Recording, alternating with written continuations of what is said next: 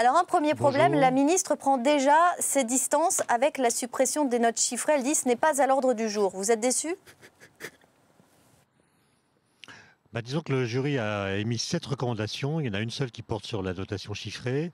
Une majorité du jury s'est prononcée pour la suppression des notes jusqu'à la sixième comprise. 4 personnes dans le jury sur 31 au total se sont prononcées contre. Et donc l'idée, c'est que, évidemment, tout le monde est d'accord pour qu'à la crèche, on n'évalue pas les élèves. Tout le monde est d'accord pour qu'au baccalauréat, on note les copies. Et donc la question est de savoir comment on fait entrer progressivement les élèves dans la notation chiffrée. Je tiens à dire que ce jury qui a travaillé sur la question générale de l'évaluation a très peu parlé de la note parce que la note est en fait une sorte de faux problème au sens où toutes les modalités d'évaluation qu'on peut imaginer se ramènent peu ou prou à une notation chiffrée.